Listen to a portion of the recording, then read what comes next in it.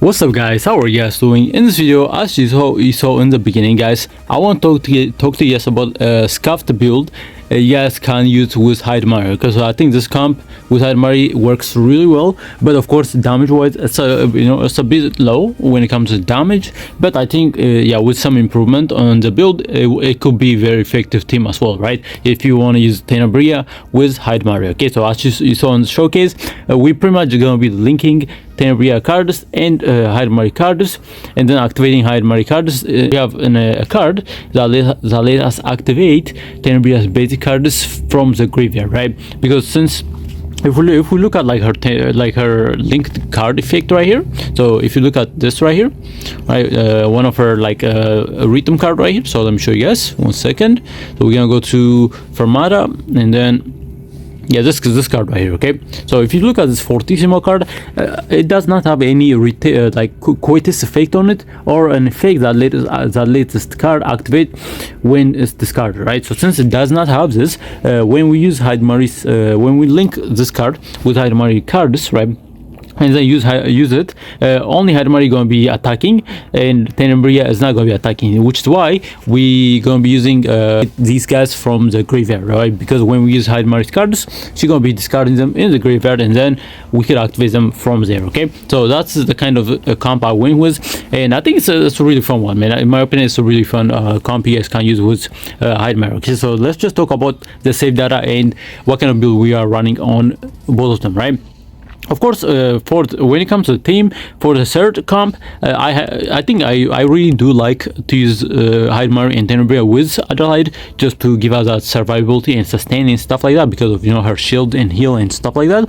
But if you guys just want to go pure damage, you guys can actually just go for Ree as the third teammate, okay, which you will be buffing Tenbria's attack like basic cards, and then Tenbria will be doing even more damage, right? But in this comp, right, with Heidemarie, Tenbria, and Adelaide comp, Heidemarie is still gonna be the main DPS, right?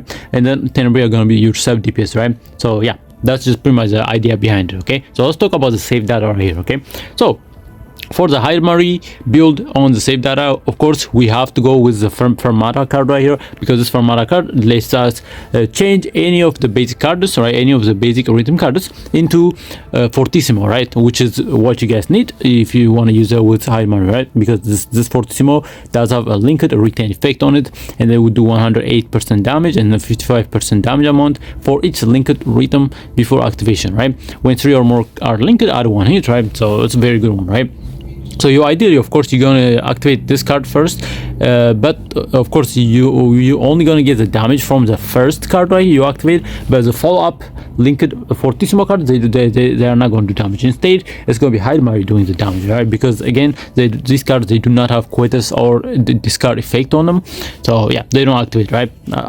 Except the first card you activate, right? So you ideally just want to start with Heidemarie, with Tenbria's like rhythm card, and then Heidemarie can follow up with her linked effect, right, and to do damage, right? So that's pretty much the idea behind it. So yeah, Fermata is a way to go for the music star card right here, and then after that, on Spotlight card right here, I went with the Spotlight version that let us move 2 rhythm cards to hand, decrease cost of one of those cards by 2 until activate, right? This is really good, right? This lets you pull out even more fortissimo or fermata cards, right, from your stuff, from your deck, and then you will be able to use these guys for 0 cost, right, which is freaking amazing, right, because it will decrease the cost of those cards by 2. Amazing, right? So as we went with that one. Of course, there's a variation you guys can use on this effect right here, on spotlight card, right? I think this one can also work for 0 cost. It just lets you pull more rhythm cards, right? Of course, if you pull a card that's not a rhythm card, it will just discard them. But besides that, yeah, it will let you draw more rhythm cards from. So yeah, you guys can go with this or this, right? Either way, it works fine. Of course, we also have this one right here. Right, this one that lets you activate those cards, right? It's similar to like this right here, right? But what this does is it will do 357% damage, and it will select and move up to 2 rhythm cards to hand, then activate those cards. This activates them right away, which you don't want to do if you guys are trying to use it with Heidemarie, because you want to link those cards before activating them, right? So they ideally don't want them, but if you want do extra damage with these 40 small cards when you pull them out, then yeah, this could be pretty good as well, right? But yeah, but for my comp, for Heidemarie comp, I prefer this one right here, right? Just to let us draw them out, and we could do the other stuff manually, right? Next up, for the of course we removed this card right here because it's not necessary for this build specifically. If you look at this core and respawn epiphanies, they don't really have a good synergy with Heidemarie team, okay? Because again, right, you have this one that lets you draw 2 rhythm cards. If in draw pile, activate this card when rhythm card is activated. You have this effect on it, but it's not necessary, right? So we removed this call and respawn card right here. But outside of that, we have the other cards, right? Of course, we went with duplicating the spotlight card just to let us pull more rhythm cards. And then for the anchor card, which is one of the important epiphany you guys want to go for, is we went with this right here, okay? That let us activate all rhythm cards in graveyard, which is freaking amazing. What this means is when we link the fortissimo cards and they don't activate, but we use like Heidemarie cards, they just gonna get discarded, right? But when they get discarded, you are actually able to activate them using this anchor version right here, which is freaking amazing. Of course, we have the diviner epiphany that let us draw one. You ideally want like the one that lets you reduce costs on this thing, but draw one is also pretty decent, right? So that's the idea behind, right? That's why we went with the 3 cost version that let us activate all rhythm cards in graveyard, right? Specifically, right? Very good. And of course, this one is the same, right? This one doesn't engage epiphany or anything, but it's a really good one, right? Just to do extra damage, right? At the end of the turn, because you activate this, and then when the turn ends, based on the amount of stack you have. So if you let's say you have like 10 stack, she will be hitting 10 times, right? With this card right here. Of course, damage wise doesn't do a lot of damage per se, but it's a really good one, right? Just to do extra damage. So that's the idea behind Tenbria's deck, right? And for Heidemarie deck, it's a bit different, right? It's kind of similar to what she usually go for, but it's a little bit different, right?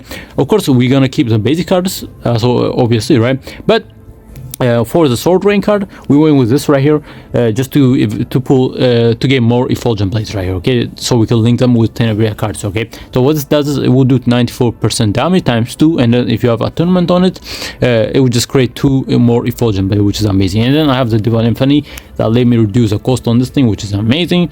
And then you have this one right here. This is very important for this setup because again, it just lets you create more effulgent blade, right, for each linked, right? So if you have rhythm cards and Heidemarie's effulgent blade linked on hand, you can activate this and they create even more effulgent blades, right? So, and it's a link card as well, so when you activate this, it will activate the other link cards and then create even more effulgent blades. So this is a really good one right here. Of course, ideally you want the reduced cost version just to to get extra to save a little bit AP on here, but yeah, you guys can do that if you guys want, right? You guys can go for like non-divine version of that. It's fine as well. Of course, we have the phone expansion on here, so we duplicate this 3 times, right?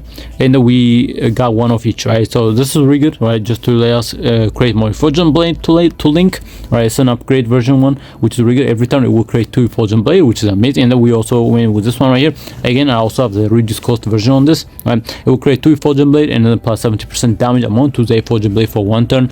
So yeah, pretty cool right there.